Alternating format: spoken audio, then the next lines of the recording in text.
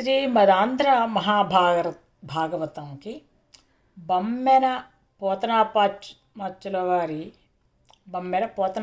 వారి శ్రీమదాంధ్ర భాగవతానికి శ్రీ కులపతి ఇక్కిరాల కృష్ణమాచార్య గారి రహస్య ప్రకాశ వివరణము చతుర్థ స్కంధము ప్రారంభించుకుంటున్నాం మనం. ఇందులో 1వ భాగంలో ధ్రువోపాఖ్యానం ఇచ్చారు. నారదుడు ఉత్తానపాదునికి ధ్రువుని గురించి చెప్తాడు. ధ్రువుని తపస్సు గురించి, ధ్రువుడి యుద్ధము, ఉత్కలుని కథ, వత్సరుని సంతతి, వేణుని చరిత్రము, పృథు చక్రవర్తి గోరూపధారిణి యగు భూమి నుండి సంపదలు వెతుకుట, ఇవన్నీ మనము ఇక్కడ చతుర్థ స్కందంలో చదువుతాము. ప్రథమ భాగంలో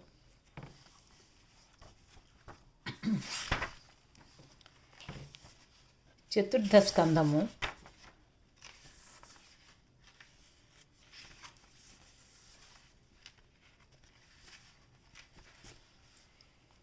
శ్రీ విలసిత ధరణి తన యావదన సరయోజవాసరాధిపసిత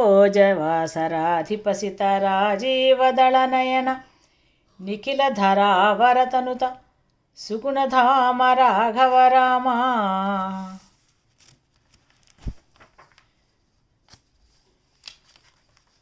ధ్రువోపాఖ్యానం. సిల్లుతో వెలుగొందు సీతాదేవి ముఖపద్మానికి సూర్యుని వంటి వాడ, తెల్ల తామరల పూరేకుల వంటి కన్నులు కలవాడ, భూమిపై గల సమస్త పురుష శ్రేష్ఠులచే స్తుతింపబడిన గుణములు గలవాడ రఘురామ అని స్తుతి చేశారు పోతనామాచ్యులు వారు. వారికి శ్రీరాముడి ప్రత్యక్షమై భాగవతం తనకు రచించి తనకు అర్పించమని అడిగారు కనుక రాఘవరామ మీద వారు మొదటి పద్యం రాసుకున్నారు. మహానుభావులకు మునిశ్రేష్ఠులకు సకల పురాణ వ్యాఖ్యాన విధానం తెలిసిన సూతుడిట్లంటున్నాడు. ప్రాయోపవేశము చేసిన పరీక్షితుతోటి సుఖయోగి ఇట్లా అంటున్నాడు అని చెప్పాడు. రాజా, విదునితో మైత్రేయుడు ఇట్లనెను, స్వయంభువ మనువునకు శతరూప వలన 3 పుత్రికలు కలిగారు. ఆకూతి, దేవహూతి, ప్రసూతి అని పేర్లు. ఇంకా ప్రియవతుడు, ఉత్తానపాదుడు అని 2 పుత్రులు కలిగారు. ఆకూతిని రుచి అనే ప్రజాపతికిచ్చి పెళ్లి చేశారు. రుచి ప్రజాపతి బ్రహ్మతేజస్సు కలవాడు, పరిపూర్ణ సద్గుణవంతుడును కనుక అతనికి చిత్తము ఏకాగ్రం కాగా, ఆకూతి గర్భమున విష్ణుడు యజ్ఞరూపం ధరించిన పురుషుడుగాను, లక్ష్మీదేవి దక్షిణ అను పుత్రికగాను పుట్టారు. ఆకూతి గర్భంలో విష్ణువు, లక్ష్మీదేవి కూడా పుట్టారు. పుత్రిక పేరు దక్షిణ, యజ్ఞరూపం ధరించిన పురుషుడు పుట్టారు. వారిద్దరు దంపతులుగానే ఉద్భవించారు. యజ్ఞుడు అంటే యజ్ఞార్థము దిగివచ్చిన సంవత్సర స్వరూపుడు. దక్షిణ అంటే యజ్ఞమునందు చేసే విషయమై వినిమయమైన స్వరూపమైన దాన స్వరూపమైన సంపద. ఇక్కడ కృషి రూపమైన సస్యలక్ష్మి అని అర్థం. మొట్టమొదటగా ఈ గోళంలో ఈ భూగోళంలో కృషి విద్యయు సంవత్సర స్వరూపము పుట్టినవని అర్థము. భూగోళంలో కృషి విద్య సంవత్సర స్వరూపం పుట్టినవని అర్థం. అంతకుముందు ప్రజాపతులు మొదలగు వారికి మన భూ సంవత్సరాలు లేవు. అంతకుముందు భూమే లేదు కనుక వారి సంవత్సరాలు మానవులు వేరు. వరాహమూర్తి భూమిని ధరించిన తర్వాత స్వయంభువుని బిడ్డల కడ నుండి భూమిపై సంవత్సరమానాలు మానవులు కృషి విద్యను కనుగొరుట సంభవించెను. దేవహూతికి కపిలుడు ఆధ్యాత్మ విద్యను ఉపదేశించి వెళ్ళిపోయిన తర్వాత సముద్రుడు కపిలుని పూజించి కొంత స్థలము నివేశనము ఏర్పరిచాను అని చెప్పాం కదా. కపిలుని కాలము నుండియే సముద్రం తగ్గి భూమి ఎక్కువ భాగం బయటపడిందని అర్థం. అప్పటి నుండే కృషి విద్య ప్రారంభమైంది. కృషి విద్య అంటే వ్యవసాయం చేయడం. ఇంకా సిద్ధులు, చారణులు, గంధర్వులు, అప్సరసులు, మునులు కపిలను స్తుతించారని చెప్పబడేను కదా. స్తుతించిన వారిలో నరులు లేరు. కపిలుని నాటికి దేవహూతియు, ఆహుతియు, ప్రసూతియు, ప్రియవ్రతుడు, ఉత్తానపాదుడు మాత్రమే కలిగారు. వీరే మొదటి మానవులు. వీరు కూడా దేవతత్వం, మానవత్వం కలిసినవారు. అంటే వీరి వలన రాబోవు మానవులకు లక్షణములు ఏర్పడతాయి.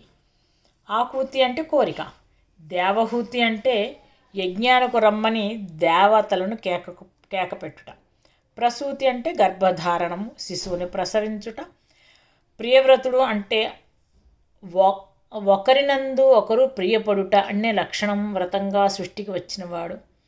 ఉత్తానపాదుడు అంటే ఒక పాదమునకు ఒక పాదం ఉత్తానముగా నిలబడినవాడు. ఉత్తానం అంటే 90 నామాలు అంటే భాగాలు గల సమకోణం, రైట్ యాంగిల్, 90 డిగ్రీలు. అప్పటికి భూమధ్యరేఖ, ఉత్తర దక్షిణ ధ్రువాలు ఏర్పడ్డాయి.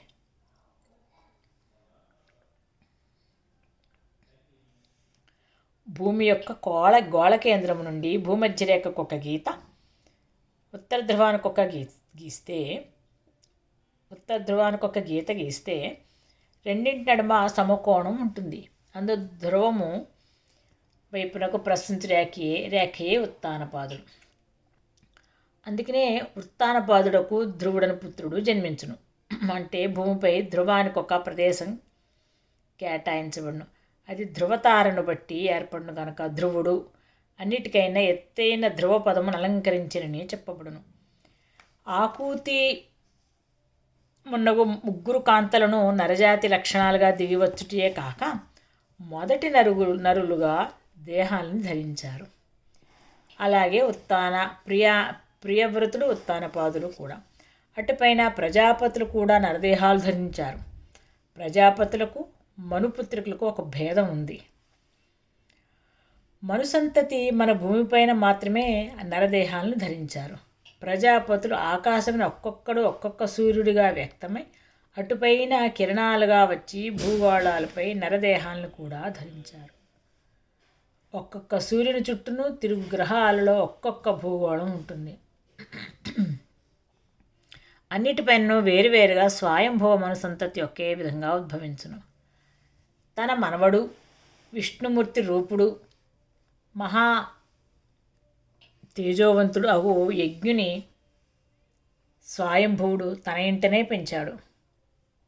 ఇందాక చెప్పుకున్నాం. యజ్ఞుడు విష్ణుమూర్తి యజ్ఞస్వరూపుడుగా, లక్ష్మీదేవి దక్షిణాని పుత్రిగా, విష్ణుడు యజ్ఞరూపం ధరించిన పురుషుడు. అంటే ఆయన యజ్ఞుని ఎలా పెంచాడు? స్వయంభూ మనువు తన ఇంటనే పెంచాడు.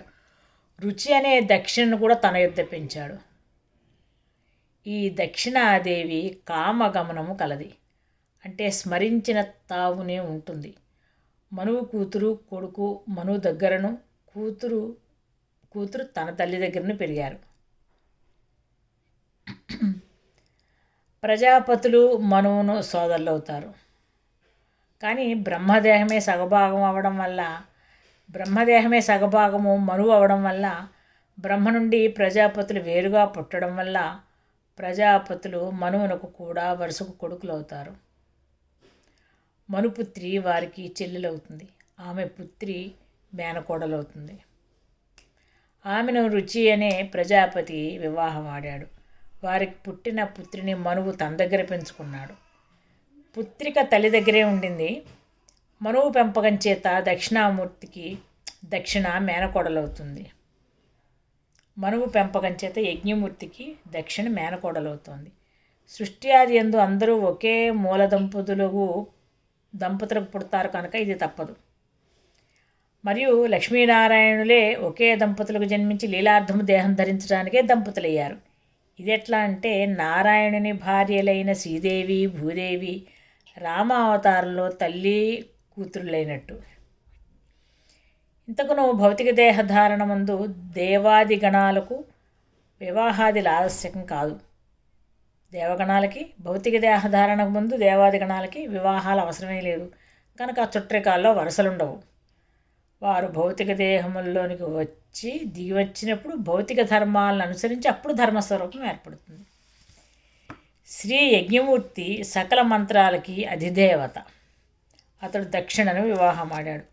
వారు మొదటి దంపతులు కనుక అది నిషిద్ధము కాకపోయింది. ఈ ఆది దంపతులకు యాములు అనబడే 12 పుత్రులు పుట్టారు. వీరందరూ దేవతా స్వరూపులు. యామము ఒక కాల విభాగము.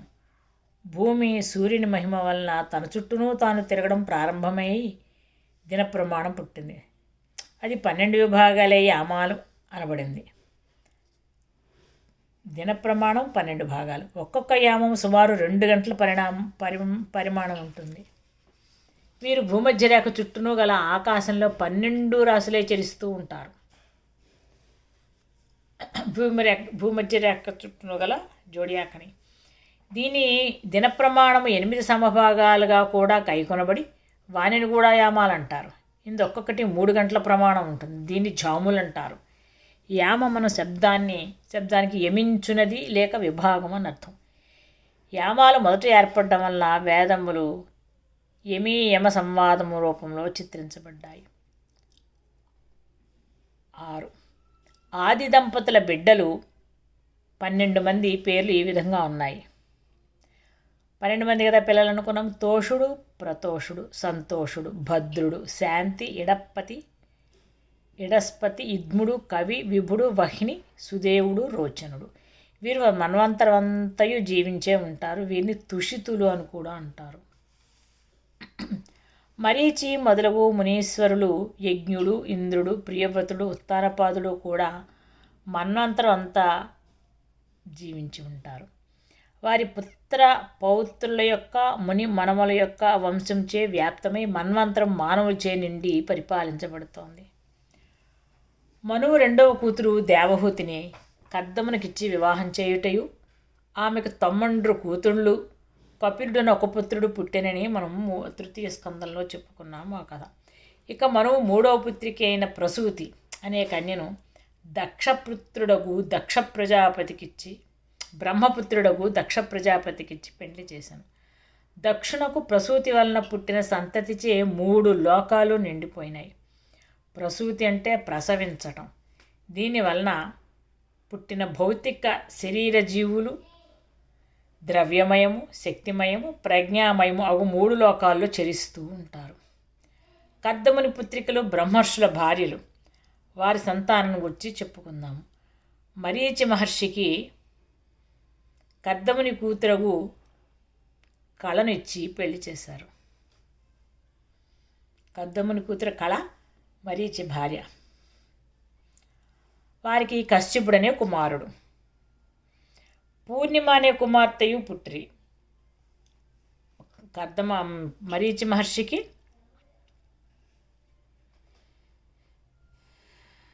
కశ్యపుడు, పూర్ణిమ అనే కొడుకు కూతురు పుట్టారు. వారి వలన పుట్టిన సంతతుల వంశాల చేత భూలోకం నిండిపోయింది. అప్పటికి విరాట్ పురుషుని హృదయం నుండి చంద్రుడు, పృథ్వీతత్వం నుండి చంద్రగోళం పుట్టి ఉన్నారు. విరాట్ పురుషుని కంటి నుంచి సూర్యుడు, బ్రహ్మ యొక్క హిరణ్మయాండం నుంచి సూర్యగోళం పుట్టాయి. కనుక భూమిపై ఉన్న జీవులకు పూర్ణిమయు దానితో మిగిలిన తిథులు ఏర్పడ్డాయి. ఈ కథ ముందు వివరించబడుతుంది ఎలా ఏర్పడిందో. భూగోళము పుట్టిన చాలా కాలానికి అందలి ముక్క వెలుపలికి ఎగిరి చంద్రగోళం అయిందని, దానివల్ల భూమిపై ఏర్పడిన గుంటయే పసిఫిక్ మహాసముద్రమని నవీన ఖగోళ శాస్త్రజ్ఞులు నమ్ముతూ ఉన్నారు. ఇది ఊహే, నిజం కాదు. చంద్రగోళము భూగోళం కన్నా ముసలిది అనే సత్యం భవిష్యత్తున నవీన శాస్త్రజ్ఞులు పరిశీలించి కనుక్కుంటారు. భూగోళం కొత్తగా పుట్టింది, చంద్రగోళం ఎప్పటి నుంచో ఉంది. ఈ పూర్ణిమ అనే కన్యయే విష్ణు పాదాలను కడిగిన నీటి రూపముల గంగ అనే పేర జన్మాంతరంలో పుట్టింది. చంద్రుని వల్ల మన భూగోళంపై జలాలు ఏర్పడినని అర్థము. గంగకు దేవకుల్య అని కూతురు పుట్టెను, అదే వర్షం. ఆమెతో విరజుడనే కుమారుడు కూడా పుట్టెను.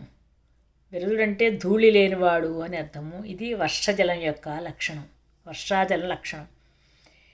8 అత్రి మహాముని మనుపుత్రియగు అనసూయను వివాహమాడెను. అత్రి అనసూయలు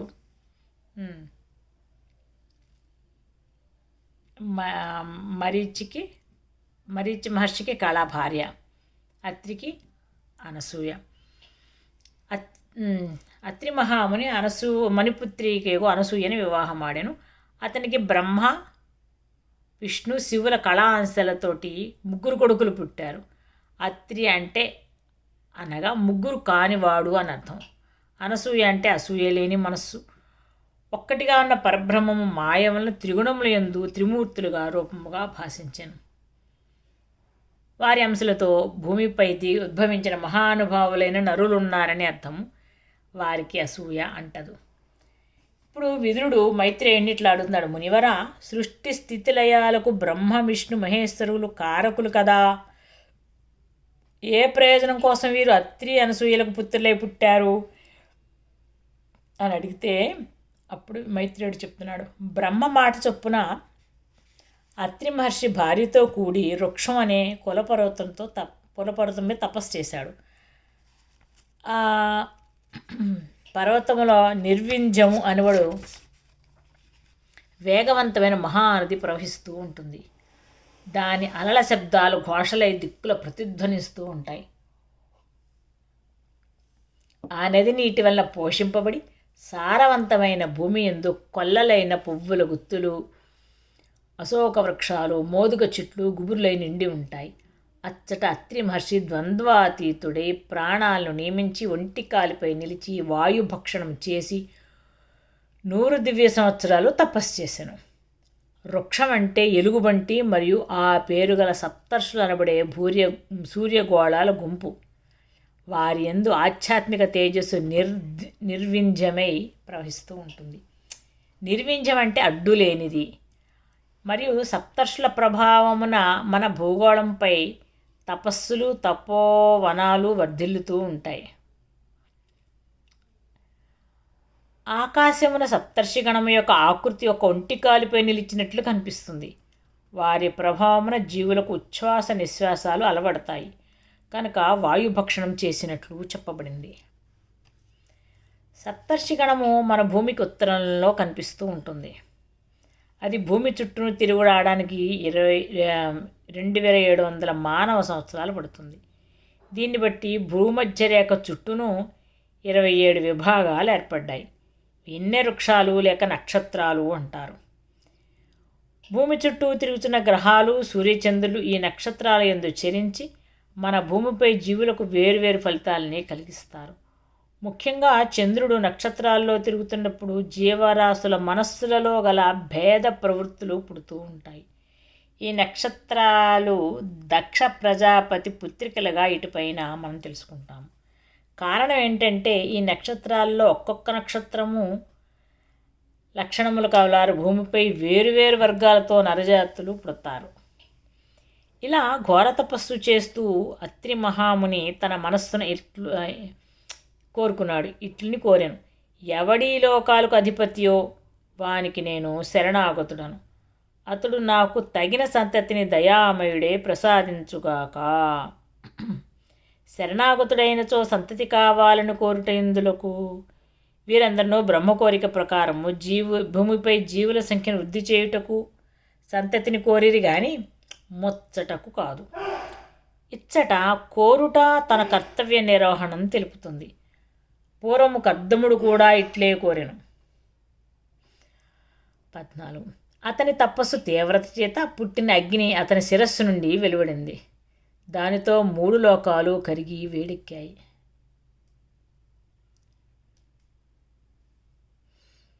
అప్పుడు బ్రహ్మ, విష్ణువు, శివుడు బయలుదేరి వచ్చిరి. వారి వెంట అప్సరసలు, దేవతలు, సిద్ధులు, సాధ్యులు, మునులు స్తోత్రం చేస్తూ నడిచారు. శిరస్సును అగ్ని వెలువడుట అంటే ఒక్కొక్క సూర్యగోళము ఉద్భవించుట. అందు త్రిమూర్తులు తమ అంశలతో దిగివత్తురు. వారి వలన ఆ సూర్యుని సౌర కుటుంబమునందలి గ్రహములు వానిపై సృష్టి స్థితిలయాలు నిర్వహింపబడిను. సూర్యుని కిరణములందు జీవులను సృష్టించు లక్షణము, ప్రాణము, అన్నము కల్పించి స్థితి కల్పించు లక్షణము,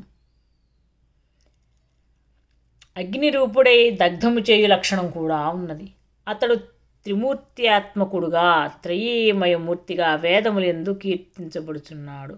శిరస్సును అగ్ని వెలవడం అంటే 15-16 వారు ముగ్గురు అత్రి మహర్షి ఆశ్రమానికి వచ్చారు.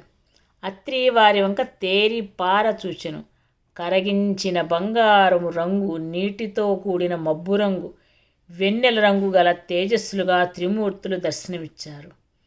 వారి వాహనాలైన హంస, గరుత్మంతుడు, వృషభము గోచరించాయి. వారు హస్తాలలో ధరించిన కమండలము, చక్రము, శూలము పొడగొట్టాయి. వారు వాక్పతి, లక్ష్మీపతి, అంబికాపతి అని తెలియవచ్చింది. కరగించిన బంగారు రంగుతో బ్రహ్మ, మేఘవర్ణంతో విష్ణువు, వెన్నెల కాంతితో శివుడు కనిపించారు.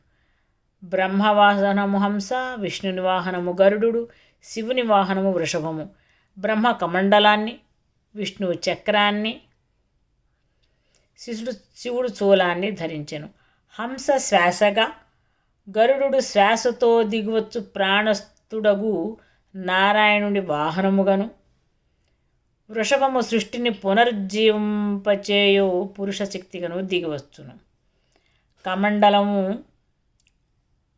సూర్యగోళంగాను, చక్రం సూర్యాత్మకమైన కాలచక్రంగాను, శూలము కిరణంగాను, అందరి విద్యుత్తు అనబడే ప్రాణంగాను దిగివచ్చును. నిప్పు వెలిగించి రాచపెట్టడానికి నరులు ఎట్లు ఉపకరిస్తారో వాయువు, జలము, పృథ్వీయు ఆకాశంలో అట్లే ఉపకరించును. మనము నిప్పు రాచపెట్టినట్లు అదృశ్యమూర్తులకు త్రిమూర్త్యాదులు ఆకాశమున రాజబెట్టుటచే సూర్యకోణాలు పుడుతున్నాయి కానీ ఎట్లో ఉద్దేశం లేకుండా పొరపాటున వెలువడినవి కాదు. నవీన శాస్త్రజ్ఞులు చెప్పినట్లు కొన్ని వాయువులు ఉద్భవించి వాని సంయోగమున సూర్యగోళాలు పుట్టుట నిజమే కానీ వాని తెర వెనుక ఈ అదృశ్య కారణాలు లేకుండా పుట్టవు.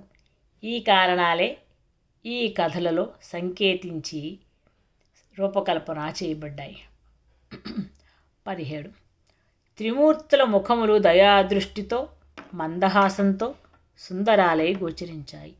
అత్రి మహర్షి ఆనందమున చిగిర్చిన హృదయము గలవాడై సాష్టాంగపడి నమస్కరించి పుష్పాంజలి సమర్పించి నుదుట కేలు మోడ్చి నిలబడెను.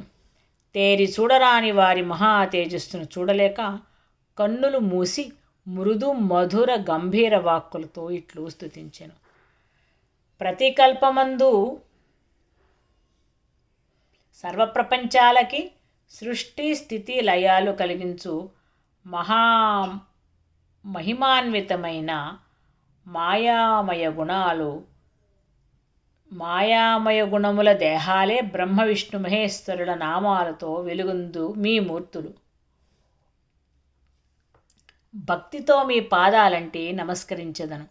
ఎవరి చేతనమునకు గాని మనస్సునకు గాని మీ తత్వాలు అందవు. నేనొక్క మహానుభావుని మనస్సున ధ్యానించి ఆహ్వానించాను. మీరు ముగ్గురు వచ్చిరి. నాకు ఆశ్చర్యం కలుగుతోంది. ఇట్లు ముగ్గురును వచ్చుటకు గల విశేషం వివరించండి. ఈ సమస్త లోకములకు ఎవడీశ్వరుడో వానిని మనస్సున సంకల్పించి అత్రిముని తపస్సు చేస్తే ముగ్గురు వచ్చారు. అట్లు వచ్చుటకు కారణమేమి? మీరులో సర్వలోకేశ్వరుడెవడు అని అత్రి ప్రశ్నిస్తున్నారు. 19 నేను సంతానార్థము బహువిధాలుగా పూజలు చేయనప్పుడు ఒక్కడినే ఉద్దేశించి తిని అని పలుకగా వారు ముగ్గురును అత్రిమునితో ఇట్లనిరి. మేము ముగ్గురం అయ్యును ఒక్కడుగానే ఉందుము. ఇంతకు నీ కోరిక సఫలము అగు కాలం వచ్చింది అని పలుకగా వారు ముగ్గురును అత్రి నీ కోరిక సఫలమగు కాలం వచ్చినది. మా ముగ్గురి అంశాలలో ముగ్గురు బుద్ధిమంతులకు పుత్రులు నీకు పుడతారు. నీకు మంగళ గుణములను స్తుతించి నీకు కీర్తిని సంపదలను సమకూర్చగలరు. ఇట్లు పలికి అత్రి మహర్షి సమర్పించిన పూజలు అందుకొని తృప్తి చెంది వెళ్ళిపోయారు. ముగ్గురు బుద్ధిమంతులకు పుత్రులు వస్తారని చెప్పాడు. అప్పుడు అనసూయకు అత్రిమునికి బ్రహ్మహంసగా చంద్రుడు పుట్టెను. విష్ణు అంశగా యోగా విద్యామూర్తియకు దత్తుడు పుట్టెను. శివుని అంశలో దుర్వాసుడు పుట్టెను. వీరు ముగ్గురు త్రయీమయ మూర్తులు. చంద్రుని అందలి ఆధ్యాత్మిక చంద్రప్రజ్ఞ అత్రి మహర్షికి జన్మించిన చంద్రుడు. అతడు చంద్రగోళం కాదు. ఇతనిని వేదాల్లో సోముడు అంటారు. పరవశత్వము అనబడే మనోలయ స్థితిని ఇచ్చేవాడితడు. చూస్తే పరవశం పొందుతాం. ఇతని కిరణాలు కూడా మన చంద్రగోళం నుండియే భూమికి భూమి జీవులపైకి ప్రసరిస్తాయి. ఇతడు వెన్నెలను కూడా ఇస్తాడు. ఇతని వెన్నెల నిశ్చలానందము అనొచ్చు. చంద్రుని వెన్నెల చంచలమైన మనస్సునిచ్చును. ఇతని కిరణములు ముక్త సంగులైన యోగులకు తప్ప లభించవు. మిగిలిన వారికి తిథి నక్షత్రాలను అనుసరించి చంద్రకిరణములు మాత్రము లభించి లోక వ్యవహారమునకు కావలసిన మనస్సునిస్తూ ఉంటాయి. వేదాలలో సోమకందమనియు సోమరసమనియు సోమమనియు కూడా వ్యవహరిస్తారు. వీని స్థితిని పొందుటయే సోమపానం చేయడం. దీని నెరగక సోమం అనే దుంపని పిండుకొని రసము తాగి సోమపానము చేసుకొని తినుచున్నారు అని ఋగ్వేదం పరిహాసం చేస్తూ ఉంది. చేసితే అనుకుంటున్నారని. దత్తాత్రేయుడు యోగ విద్యకి అధిదేవత. దూర్వాసుడు యమ నియమాలకి అధిదేవత. 24.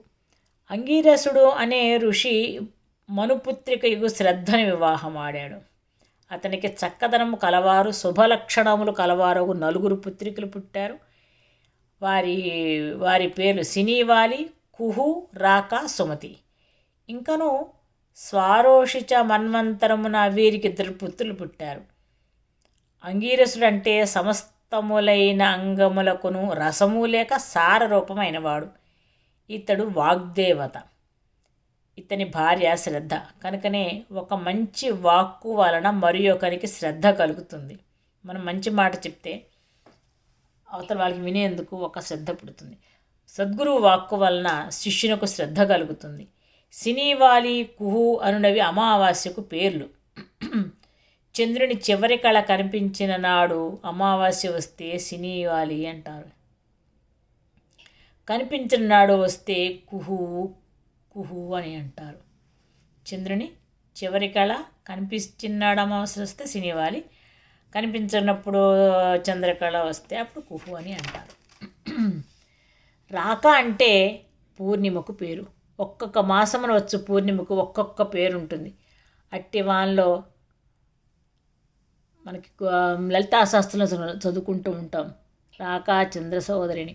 అట్లా కార్తీక పూర్ణిమను రాక అంటారు. సుమతి అంటే మంచి మనస్సు. మరియు అంగీరసునకు స్వారోచిష మన్వంతరమున పుట్టిన పుత్రులు ఉచద్ధుడు, బృహస్పతి.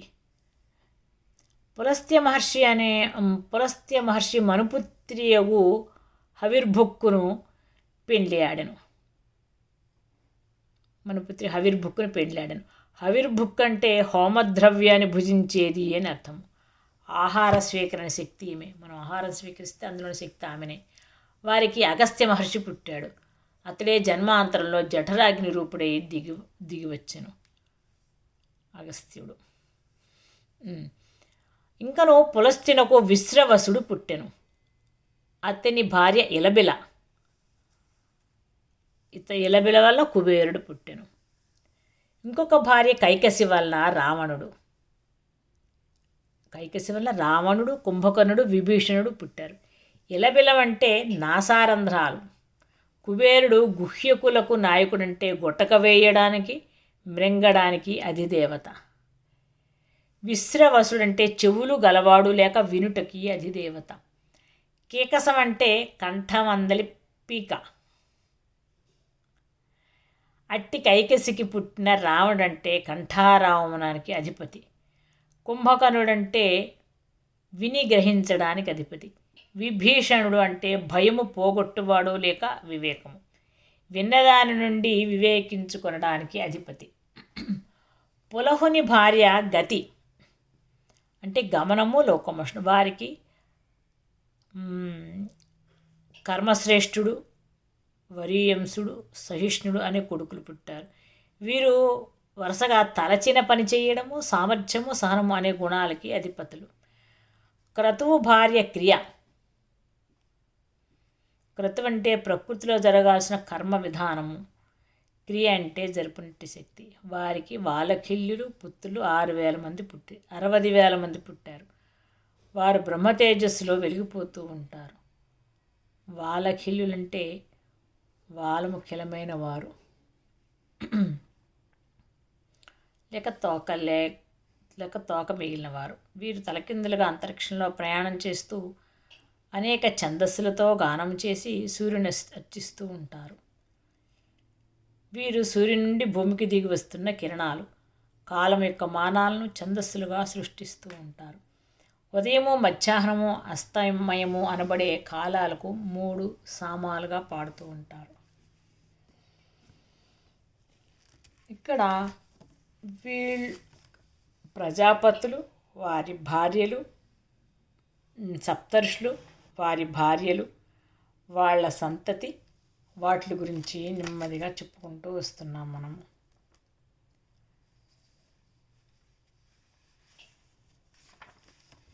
ఇప్పటికీ 26 పద్యాలకి మనము రహస్యంగా అంతర్లీనంగా ఉన్న వివరణ చెప్పుకుంటున్నాం మాస్టర్ ఈకే గారి దయ వలన.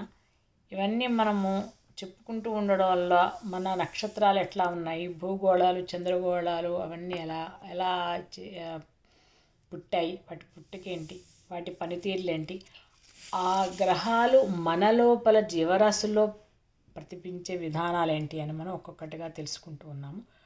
ఒకటో రోజే తెలిసిపోదు, మనం చదవగా నెమ్మదిగా మనము అర్థం చేసుకోవడానికి అవకాశం వస్తూ ఉంటుంది. ఇప్పటికీ భాగవత పారాయణమే ప్రధానంగా మనము చేస్తున్నాము. తర్వాత భాగంలో చెప్పుకుందాము. ఓం తత్సత్.